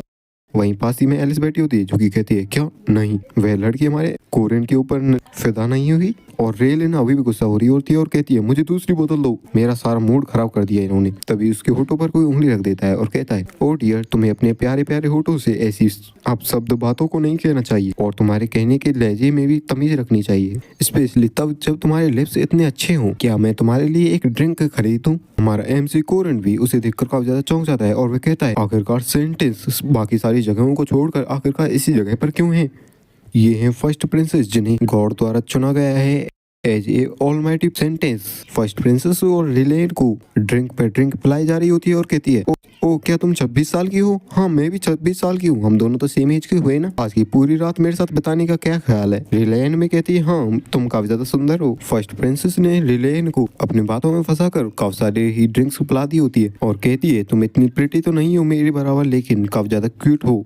रेलिन भी नशे के हालत में होती है और कहती है हाँ मैंने काफी ज्यादा पी लिया और वह वहीं पर गिर जाती है। और हमारा MC सोचता है आखिरकार ये प्रिंसेस यहाँ पर क्या कर रही है और सीधा कहता है हम रेलिन को अपने साथ ले जा रहे हैं, इसके लिए मैंने एलिस से पूरी रात क्लास ली थी इस मिशन को करने के लिए। तभी प्रिंसेस कहती है लेकिन आखिरकार मेरी ब्यूटी की वजह से ही तुम्हारा ये मिशन कम्प्लीट हो पाया है, मैंने तुम्हारा मिशन इस तरह कंप्लीट करवाया, क्या तुम इस सारी चीज को इसी तरह जानी दोगे। और तब वह चुटकी दबा जाती और वहाँ पर काफी सारे बंदे निकल आते हैं। प्रिंसेस अपनी बात को पूरा करते हुए कहती है मैं भी इसके बारे में काफी लंबे टाइम से प्लानिंग कर रही थी। एलिस कोरिन के सामने आते हुए कहती है हम दोनों ही फर्स्ट रैंक के नाइट है तो तुम्हें हमसे टक्कर लेना भारी पड़ेगा, इसलिए पीछे हट जाओ। हमारा MC कोरिन एलिस को पीछे हटाते हुए कहता है रुक जाओ एलिस, ये बंदे चर्च की एक सीक्रेट स्क्वाड जो कि डेमी ह्यूमंस को नुकसान पहुंचाने वाले बंदों को रोकते हैं और उन्हें पनिश करते हैं। एक बंदा कहता है आखिरकार तुम्हें इसके बारे में कैसे पता, ऐसी नॉलेज को बाहर बताना ये तो काफी ज्यादा डेंजरस है। MC कहता है मुझे लगता है तुम सोचने में कुछ गलती कर रहे हो क्योंकि मैं कभी भी खतरे में नहीं पड़ सकता, चाहे एलिस मेरी मदद ना भी करे फिर भी मैं तुमको अकेले ही हरा सकता हूँ। तभी एक बंदा काफी ज्यादा गुस्सा हो जाता है और कहता है यू एरोगेंट बास्टर्ड, लेकिन फर्स्ट प्रिंसेस उसे रोक देती है और कहती है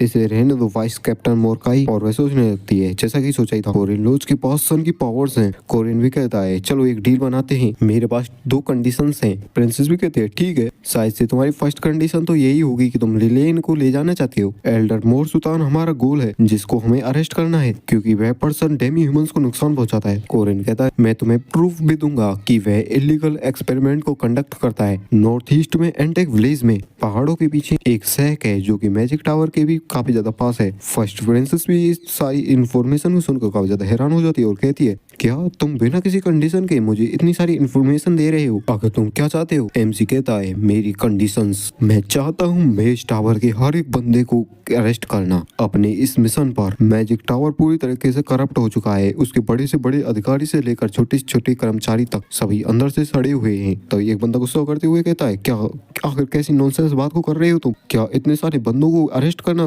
पॉसिबल भी है। हमारा MC रीजन बताता है अगर हम उन्हें ऐसे ही छोड़ देंगे तो वे इंसानियत को वर्ल्ड चार को बेच देंगे। कोरिन कहता है तुम सिर्फ एल्डर मोर सुल्तान का ध्यान रख लेना। और बाकी सबको मेरे ऊपर छोड़ दो। प्रिंसेस भी उसकी बातों को सुनकर शांत हो जाती है और कहती है ठीक है, अब मैं इस सब को तुम्हारे ऊपर छोड़ती हूँ। पीछे उसका वाइस कैप्टन उसे रोकने की कोशिश भी करता है, लेकिन हमारी प्रिंसेस कहती है कि मैं काफी ज्यादा एक्साइटेड हूँ यह देखने के लिए आखिरकार इसका अंत कैसे होगा। तो अब बताओ तुम्हारी सेकंड कंडीशन क्या है। कोरिन अपनी दूसरी शर्त को बताता है, जो कि होती है वह कहता है चलो अभी के लिए थोड़े कॉर्पोरेट कर ले, क्योंकि ये कोई पॉलिटिकल मामला नहीं है तो मैं इसमें तुम्हारी मदद कर सकता हूँ और इसके बदले में तुम मेरे लिए प्रेयर करना। प्रिंसेस भी डेविलिश से स्माइल देते हुए कहती है अच्छा तो तुम्हें पता है कि मेरे पास कौन सी पावर्स हैं। ऑलराइट, जब तक मेरे पास मेरी होली पावर्स रहेंगी तब तक मैं तुम्हारे लिए प्रेयर करूंगी। यह मेरे लिए इतना कठिन नहीं होगा क्योंकि हम एक ही जगह पर तो रहते ही हैं। एमसी बताता है आखिरकार मैंने क्यों फर्स्ट प्रिंसेस से प्रेयर करने के लिए कहा, क्योंकि प्रिंसेस की इस प्रेयर से मुझे मिलने वाला है काफी पावरफुल सा बफ, जो कि पिछली लाइफ में हमें गेम के एंड में मिला था। कोरिन प्रिंसेस से हाथ मिलाते हुए कहता है क्या तुम मुझे बता सकती हो आखिरकार तुम कब प्रेयर करती हो। प्रिंसेस कहती है पहले मुझे सिस्टर कहो। कोरिन कहता है क्या। प्रिंसेस फिर से कहती है मैं चाहती हूँ कि तुम मुझसे सिस कहो। कोरिन कहता है आखिरकार मैं किसी ऐसी बंदी जो कि प्रिंसेस है और एक सेंटेस है उसे सिस कैसे कह सकता हूँ। लेकिन प्रिंसेस मान ही नहीं रही होती, वह कहती है नहीं मुझे सिस ही कहो। क्या तुम नहीं सोचते अब से हम काफी लंबे टाइम के लिए काम करने वाले हैं एक साथ। तभी सीन शिफ्ट होता है, हमें देखा जाता है किसी के रूम का सीन, जहाँ पर एक बंदा काफी ज्यादा परेशान हो रहा होता है और कहता है अरे नहीं हमने तो रेलिन के साथ कॉन्टेक्ट खो दिया है। मुझे मनरोजी के बारे में इतना परवाह नहीं है, लेकिन मेरे अंदर फिर से जीने की इच्छा जागृत हुई थी सिर्फ रेलिन के कारण। मैंने तो एक स्लेव कॉलर भी खरीद कर रखा था ताकि जब वह रेड फैक्शन को ज्वाइन कर दी तो मैं उसे यहाँ पर आने के बाद पूछता आखिर बेचारी रेलिन के साथ ऐसे दुर्व्यवहार किसने किया होगा। तभी कोई उसकी डोर पर नॉक करता है, वो कहता है स्पेशल डिलीवरी। वह बंदा कह देता है उसे डोर पर ही छोड़ जाओ। वह गेट खोलकर बाहर देखता है और देखता है एक चीज और कहता है आखिरकार ये सब क्या है, क्या एक वीडियो स्टोन। और फिर जैसे वीडियो प्ले करता है उस पे स्क्रीन पर जो दिख रहा होता है उसे देखकर वह काफी ज्यादा चौंक जाता है और वह कहता है नहीं रेलिन के पीछे एक बंदा होता है और आप समझ ही गए होगी किस तरह की वीडियो बना रहा होता है, जहाँ पर रेलिन उस वीडियो में अपने हेल्प के लिए सभी के चिल्ला रही होती है और वह उस वीडियो में अपनी लोकेशन भी बता देती है। तो वह बंदा कहता है अरे नहीं नहीं नहीं ऐसा नहीं होना चाहिए, मैं जल्दी से वहां पर जाता हूँ। और वह डिलीवरी बॉय होता है हमारा एमसी कोरिन, जो कि कहता है मेरा गोल ये छोटे मोटे मेज नहीं है, लेकिन मेरा गोल है एड्रेन ऑफ गोल्ड। यहाँ पर प्रॉब्लम यह है कि मुझे नहीं पता आखिरकार एड्रेन कौन है इन 50 मेजेस में से, फिर भी मैं इन्हीं लोगों में से उन्हें ढूंढना होगा। अभी हमें देखा जाता है सिटी के बाहर एक घर का सीन, जहाँ पर वह बंदा भागता हुआ आता है, गेट को खोलता है जहाँ पर रेलिन वहीं पर बंधी होती है। बताता है यह मेरा एक साइड क्वेस्ट था जो कि था ओल्ड में जोलिन के बारे में, जो कि ब्लैक फैक्शन की रेलिन के प्यार में पड़ चुका था। और वह रेलिन के पास आता है और उसे छुड़ाने की कोशिश करता है और कहता है आखिरकार तुम्हारे साथ ऐसा किसने किया। लेकिन तभी उसके पीछे आ जाता है कोरिन लोच और उसे रख के स्पेयर की मारता है और कहता है अगर ओरिजिनल सिनेरियो में कोई साइड क्वेस्ट है तो उसके की कैरेक्टर है रेलिन और जोलिन। मैं ये श्योरली कह सकता हूँ कि इन दोनों में से कोई भी गोल्डन मेज नहीं है। और इससे पहले मनरोजी जो कि हमने पहले कैप्चर किया था, एक ऐसा बंदा जो कि कैप्चर हुआ था प्लेयर्स के साथ चीटिंग करते हुए, उसके लिए भी एक साइड क्वेस्ट आया था जिसका नाम था the cheaters hidden trick. Relin Jolin और मनरोजी कोई भी जो कि साइड क्वेस्ट में की कैरेक्टर है, इनमें से कोई भी गोल्डन मेज नहीं हो सकता। तभी हम देखते हैं मनरोजी का सीन जो कि होता है एक टॉर्चर रूम में और कहता है आखिरकार मैं कहाँ पर हूँ, क्या तुम मुझे जानते हो कि आखिरकार मैं कौन हूँ, तुमने मुझे यहाँ पर क्यों कैप्चर किया है और तुम अब मेरे साथ क्या कर रहे हो। तुम मेरे साथ ऐसा नहीं कर सकते, तुम्हें कोई क्वेश्चन तो पूछना चाहिए जिसका मैं जवाब दूं। सीधा टॉर्चर स्टार्ट कर दिया मेरे साथ। कोरिन कहता है लेकिन तुम झूठ भी तो बोल सकते हो। तभी हमारा कोरिन उसके मुंह में रेड ब्लड को डालने लगता है और ताकि वह पूरी तरीके से एक वेम्पायर में बदल जाए। उसने काफी सारी बाउल्स को खाली कर दिया होता है। एमसी कहता है भाई साहब इसे वेम्पायर बनाने के लिए तो 10 पूरे भरे हुए ब्लड के कटोरे लग गए। एट लास्ट ये भी एक गूल ही बना। वैसे तो गूल्स वेम्पायर्स के सर्वेंट होते हैं, जहाँ पर जो वर्जिन लोग होते हैं वे ड्रैकुला या ड्रैकुली बनते हैं, लेकिन जो नॉन वर्जिन लोग होते हैं वे हमेशा घोल ही बनते हैं। अरे नहीं, मनरोजी भी घोल ही बन गया और वह दूसरा बंदा भी घोल ही बना था। क्या मुझे छोड़कर सभी भी इस दुनिया में वर्जिन है? क्या मैं इस दुनिया में अकेला वर्जिन बंदा हूँ? मेरिटा पीछे से कहती है हाँ मैं भी हूँ वर्जिन, मैंने सिर्फ बचपन में अपने पिता का हाथ पकड़ा था। आई सी, बट इसका मतलब है कोरिन तुम एक ड्रैकुला बन सकते हो। हमारा एमसी कोरिन उसकी बातों पर ध्यान नहीं देता और कहता है हे मेरिटा, क्या तुम इसके दिमाग को वापस होश में ला सकती हो? यह तो अब तुम्हारा सर्वेंट है ना, अब यह किसी भी चीज के बारे में झूठ नहीं बोल पाएगा। जहाँ पर हमारा एमसी अपने इमोर्टल लोच वाले मेकअप को कर लेता है और कहता है मेरे फ्रेंड मुझे वो सब बताओ जो कि तुम्हें पता है। कोरिन पूछता है आखिर तुम्हारा नाम क्या है? मेरा नाम जोलिन है। जोलिन, मुझे यह बताओ कि तुम इस सिटी में क्यों आए हो और तुम्हारे साथ के साथी भी मैरिएटा डूनालीव को पकड़ने के लिए।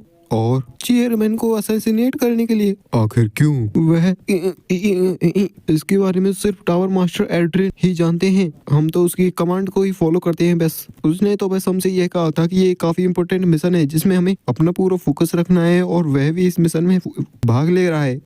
मुझे यह तो नहीं पता आखिरकार वह रेड और ब्लैक फैक्शन में किसके साथ आया है, लेकिन हाँ वह इन्हीं दोनों में से किसी एक में से है और अपने भेष बदल कर छुपा हुआ है। जो इन्फॉर्मेशन मुझे चाहिए थी वो मुझे मिल चुकी है। अब अगला स्टेप है और वही हम देखते हैं कोरिन के हाथों में एक कैमरे को जिसने इन सारी बातों को रिकॉर्ड कर लिया होता है, जहाँ पर उसने इस वीडियो को किसी को भेजा होता है जिसमें वह कहता है, मैंने तुम्हारे ब्यूटीफुल प्रोफेसर जोलिन को किडनैप कर लिया है और कुछ अलग वर्थलेस मेजर्स को भी किडनैप किया है। शायद तुम्हें रियलाइज हो गया होगा आखिरकार मैंने किन को किडनैप किया है। अगर तुम इनकी जान को बचाना चाहते हो तो तुम्हें एक नाव भर कर सोना मुझे देना पड़ेगा। अगर तुमने ऐसा नहीं किया तो मैं इनकी हर एक उंगली को हर रात काटूंगा, जिसकी स्टार्टिंग होगी इसी बंदे के साथ। हा हा हा हा। जिस वीडियो को वही दोनों रेड और ब्लैक मैजिक फैक्शन के लोग और उनके बड़े एल्डर्स देख रहे होते हैं, तो रेड मैजिक फैक्शन एल्डर एडमलेक कहता है, जोलिन तुम मूर्ख, अगर इसकी जगह पर कोई और डिसाइपल होता तो मैं उसे छोड़ देता, लेकिन यह तो मेरा बेस्ट डिसाइपल है।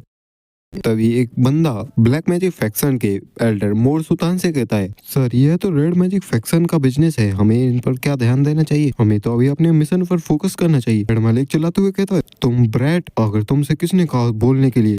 ब्लैक मैजिक फैक्शन का एल्डर मोर सुल्तान कहता है, अभी हम एक ऐसी स्थिति में हैं जहाँ पर कोई भी फैक्शन अकेले कोई भी काम नहीं कर सकता, क्योंकि यहाँ पर वह स्पेस विच है। अगर हम विच और वैम्पायर और चेयरमैन को कैप्चर करने की कोशिश भी करें तो वह अपने टेलीपोर्टेशन मैजिक के यूज करते हुए उन्हें दूर ले जाएगी। इसलिए ही हमने सोचा था कि हम अकेडमी के मिड टर्म के टाइम पर काफी बड़ी प्रॉब्लम को खड़ा करेंगे, जिससे कि वह स्पेस एबिलिटी को यूज करने वाली विच स्टूडेंट्स को बचाने के ऊपर ध्यान देगी। लेकिन अब इस क्लाउन ने ना जाने कहां से आकर हमारे सारे ही प्लान को खराब कर दिया। ठीक है, तो ब्लैक मैजिक फैक्शन अब तुम्हारा मदद करेगा। कहीं तुम उससे डील करने के बारे में तो नहीं सोच रहे? हाँ बिल्कुल नहीं, मैजिक टावर क्लाउन के साथ कोई भी डील नहीं करेगा। तो इसका मतलब है कि हमें उसे कैप्चर करना चाहिए। लेकिन कैसे? हमें उसे ट्रैक करना चाहिए। हमारा अकेडमी में एक साथी पहले से ही हत्या है। क्या सच में?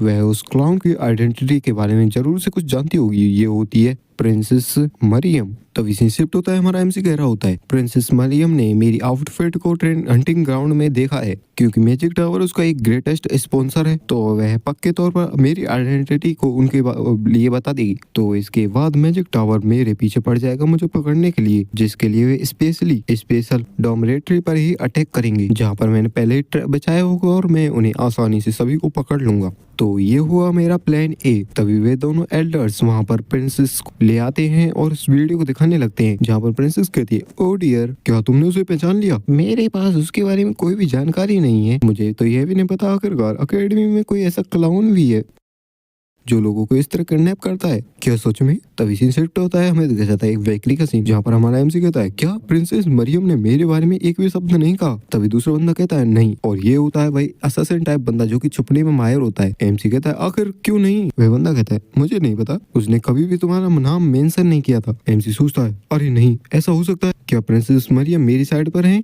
लेकिन इस तरह तो उसने मेरा पूरा प्लान बिगाड़ दिया। कोरिन कहता है, तुम्हारे इस हेल्प के लिए शुक्रिया, मैं तुम्हारी पेमेंट को बाद में दे दूंगा। तब वह बंदा कहता है, नहीं ऐसा नहीं है, मुझे लगता है कि तुम्हें थोड़ी बहुत रेस्ट चाहिए, क्या तुम ठीक हो? जहाँ पर हम देखते हैं कोरिन की आंखों के नीचे होते हैं काफी बड़े बड़े डार्क सर्कल्स। फिर भी वह कहता है, मैं ठीक हूँ, मेरे पास अब भी है प्लान वी। और हमारा एमसी सोचता है, मुझे हर पॉसिबिलिटी को देख कर चलना होगा, मुझे मेरे मास्टर को इस बार इतनी जल्दी खोने का कोई भी इरादा नहीं है। हमें देखा जाता है फर्स्ट प्रिंसेस का सीन, जो की अपनी पूरी आर्मी लेकर आ चुकी होती है और वह कहती है, एल्डर मोर सुल्तान मेज टावर के तुम्हें अंडर अरेस्ट किया जा रहा है, तुम पर लगे इलीगल चार्जेस की वजह से, जो कि लगे ह्यूमन एक्सपेरिमेंट, मर्डर, किडनैपिंग, ऐसी और भी काफी सारी चीजों की वजह से। मोर सुल्तान भी पूछता है, आखिर ये सब क्या हो रहा है? क्या तुम मैजिक टावर की बेइज्जती करने की कोशिश कर रही हो? Princess stele. प्रिंसेस कहती है, मैं मैजिक टावर की प्रेस्टीज की काफी ज्यादा ही रेस्पेक्ट करती हूँ, फिर भी हमें एक रिपोर्ट मिली है, यह मानना तो काफी ज्यादा कठिन है, लेकिन तुम्हारे खिलाफ एविडेंस एकदम क्लियर है। वहीं पर एक बंदा काफी सारे डॉक्यूमेंट्स को लाकर रख देता है, जिनको देखकर तो एल्डर मोर सुल्तान के पसीने छूट जाते हैं। वे कहता है, आखिर तुम्हें ये कहाँ से मिले और आखिरकार मेरे ये रिकॉर्ड्स यहाँ पर क्या कर रहे हैं? प्रिंसेस अपने मन में सोचती है, यही तो वो है जो मुझे पूछना है, क्योंकि मोर सुल्तान अपने लैब को अक्सर एक जगह से दूसरी जगह बदलते रहता है, यहाँ तक कि कोई भी उसे ट्रैक नहीं कर सकता है। मुझे उस टाइम लगा था कि कोरिन कोई ऐसा बंदा नहीं है जो कि झूठ बोलेगा, लेकिन मुझे ये एक्सपेक्टेशन नहीं थी कि वह इतनी जल्दी एविडेंसेस को ढूंढ भी लेगा। ये रिकॉर्ड्स जो कि कोरिन ने मुझे दिए हैं ये एकदम नए हैं, कहीं से भी ये पुराने नहीं दिखते। अगर अगर अकेडमी इसमें कोई कदम उठाती तो मोर्सुतान अपने लैब को फिर से बदल देता। तो क्या ऐसा हो सकता है कि कोरिन ने ये सारा काम सिर्फ कुछ ही दिनों में किया हो? कोरिन, आखिर तुम्हारे दिमाग में क्या चल रहा है? क्या तुम सच में पूरे मैजिक टावर को डुबाना चाहते हो, वो भी खुद के बलबूते पर? तभी से शिफ्ट होता है और कोई कहता है अकेडमिया के एडवांसमेंट के लिए सेक्रीफाइस तो नेसेसरी है। विचंट जो था डेमी ह्यूमंस के खिलाफ रेसिज्म और पनिशमेंट से स्टार्ट हुआ था, लेकिन इसमें ओल्ड चर्च और टावर हार गए थे क्योंकि उस टाइम पर उन तीन हीरोओं ने प्रोटेस्टेंट्स को ज्वाइन कर लिया था और इसके बाद विच हंट विच रेवोल्यूशन के नाम से जाना गया। इसी की वजह से ओल्ड चर्च और ओल्ड मैजिक टावर अपने इन्फ्लुएंस को खोते गए। करंटली ओल्ड चर्च और मेज टावर दोनों ही वल्टजार के साथ मिल गए हैं और वे प्लान बना रहे हैं पूरी अकेडमी को खत्म करने का। वे सोचते थे कि यह काफी ज्यादा स्मूथली जाएगा जब तक कि यह नहीं हुआ। तब ये सीन शिफ्ट होता है, हमें किसी दूसरी जगह सीन दिखाया जाता है जहाँ पर कोई कहता है सिट, आखिरकार उन प्रोटेस्टेंट्स ने हमारी सीक्रेट लैब पर अटैक कैसे किया? क्या यह उस क्लाउन का काम है? क्या वह क्लाउन प्रोटेस्टेंट्स के साथ मिल चुका है? वहीं पर ब्लैक मैजिक फैक्शन का एक बंदा कहता है हमें अपने प्लान को काफी तेजी से बढ़ाना चाहिए ताकि वह हमारा मास्टर उसे बचाया जा सके। इस अकेडमी में जब तबाही मचेगी और केओस मचेगा तो उसकी आड़ में हम उसे हमारे मास्टर को बचा सकेंगे। तभी रेड मैजिक फैक्शन का एक बंदा कहता है आखिर तुम कैसी बेकार की बातों को कर रहे हो? फैक्ट यह है कि वह एक हास्यास्पद क्लाउन के हाथों पकड़ा गया है। आखिर अब तुम्हारा मिशन से क्या मतलब है? हमें वापस मेज टावर चले जाना चाहिए। वहां पर कोई आता है और कहता है साइलेंस। ये होता है रेड मैजिक फैक्शन का एल्डर एड मलिक, जो कि अपनी ऐसी हार के बाद काफी ज्यादा गुस्से में होता है और चिल्लाते हुए कहता है लॉर्ड एड्रिन, क्या एल्डर मोर्सुतान के जाने के बाद मेरी पावर्स इनफ नहीं है? तुम टावर मास्टर यहाँ पर आकर मुझे असिस्ट करना चाहिए। वहीं पर उन्हीं बंदों के बीच में बैठा था होता है शायद यही होता है एल्ड्रिन गोल्ड, और वह उस एल्डर की पावर्स को डिसअपेयर कर देता है और अपने ही मैजिक से यूज करते हुए वहीं पर हवा में कुछ लिखने लगता है, जिसे पढ़कर एल्डर एडमलेक कहता है क्या अब हम बिच को पकड़ेंगे? लेकिन कैसे? वहीं पर एड्रिन बिना सबके सामने आए अपने पावर्स का यूज करते हुए सारी मेथड को बताने लगता है, जिस प्लान को पढ़ने के बाद एल्डर एडमलेक के चेहरे पर आ जाती है इविल सी स्माइल और कहता है मैं समझ गया, तो चलो मेरे साथ यूं चलते हैं। और वह एल्डर बताता है नॉर्थ वेस्ट में मार्कवा के यहाँ पर है एक सीक्रेट मार्क जो कि विचेस वॉर के दौरान इनग्रेव किया गया था। इसके बारे में सिर्फ दो ही बंदे जानते हैं, एक तो एरिन और दूसरी जोसेफिन, वही स्पेस वाली विच। हम देखते हैं भाई साहब वहाँ पर उस मार्क को किसी ने एक्टिवेट कर दिया होता है, तो जैसे ही ये मार्क सिग्नल देगा जोसेफिन को लगेगा कि यह एरिन द्वारा भेजा गया सिग्नल है, और हम देखते हैं भाई साहब जोसेफिन वहाँ पर आ भी जाती है टेलीपोर्टेशन का यूज करते हुए। फिर वह वहाँ पर आते ही किसी चीज को देखकर एकदम से चौंक जाती है। वहाँ पर सारे इमेजेस तैयार होते हैं अपने फायर मैजिक के साथ, और एल्डर कहता है तुम्हें देखकर अच्छा लगा विच, और एकदम से चारों तरफ से हो जाता है फायर का अटैक। जोसेफिन अपनी मैजिक शील्ड का यूज करते हुए जैसे जैसे उससे बच रही होती है, जोसेफिन कहती है क्या तुमने इस मार्क को एक्टिवेट किया था, और आखिरकार तुम्हें कैसे पता चला यहाँ पर ये मार्क है? एडमलेक कहता है क्या तुम्हें नहीं पता हमारे टावर मास्टर के साथ एक काफी पावरफुल साथी है, और क्या तुम्हें नहीं पता तुम दोनों के अलावा भी एक ऐसा बंदा था जिसको इस मार्क के बारे में पता था? आफ्टर ऑल उस विच वॉर में 3 हीरोज ने पार्टिसिपेट किया था। जोसेफिन भी समझ जाती है और मन में कहती क्या टार्टेज वल्टजार, क्या तुम सभी कमीनों ने उस वल्टजार के साथ अपनी फोर्स को ज्वाइन कर दिया है? और आखिरकार तुम लेपिक्यूसन के साथ डील करने के बारे में क्या सोच रहे हो? एडमलेक कहता है हमारे लिए वे रूल्स अब कुछ भी मायने नहीं रखते, और पहली बात तो ये है कि मेजेस को ऐसी चीजों से कुछ फर्क नहीं पड़ता। यह एकदम बेकार की बात है एथिक्स के नाम पर टेस्ट सब्जेक्ट को बचाना, पर तुमने तो और भी आगे जाकर उन टैलेंटलेस बंदों को आर्केन की सीक्रेट बता और उनको एकेडमी में एडवांसमेंट मैजिक भी सिखाया गया। जोसेफिन गुस्सा करते हुए कहती है आखिरकार तुम क्या जानते हो? तुम लोग कभी नहीं बदलोगे। पहले तुम डीमंस का हंट करते थे, उसके बाद डेमी ह्यूमंस पर आ गए, और वहां पर रुकने के बजाय तुम विशेष को भी हंट करने लगे। तुमने उन सभी को हंट किया जो कि तुम्हारा विरोध करता था और बिना तुम्हारी मर्जी के मैजिक का यूज करता था। उस हंट के बाद तुमने मुझे एक बच्चे के रूप में किडनैप भी किया था, और वहाँ पर मेरे साथ काफी ज्यादा दुर्व्यवहार हुआ। लेकिन एक दिन यहाँ पर जोसेफिन रो रही होती है, वहाँ पर आती है एरिन जो कि कहती है मैं तुम्हें यहाँ पर बचाने आई हूँ।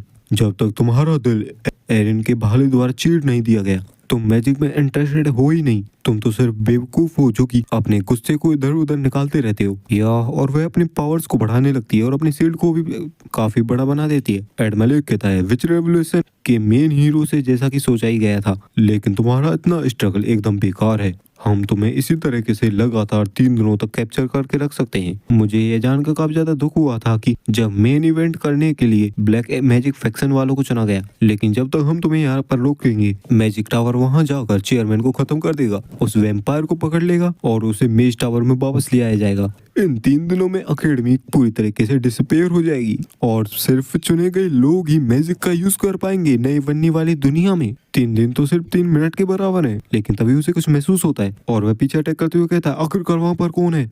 वो होता है हमारा एमसी, जिसकी तरफ मैजिक अटैक बढ़ रहा होता है। जो सिफिन भी चलाते हुए कहती है, तुम्हें यहाँ से निकल जाना चाहिए कोरिन, यह एक एल्डर है। कोरिन कहता है, मैम क्या आपको पता है कि आखिरकार ये लोग बदलते क्यों नहीं? क्योंकि कभी इन्होंने दर्द महसूस ही नहीं किया। और हमें बताया जाता है हमारे एमसी का प्लान बी, जो कि होता है प्रोफेसर जोसेफिन को बचाना। और इसी के साथ ये चैप्टर एंड होता है। वीडियो को लाइक चैनल सब्सक्राइब कर दें फॉर नेक्स्ट चैप्टर।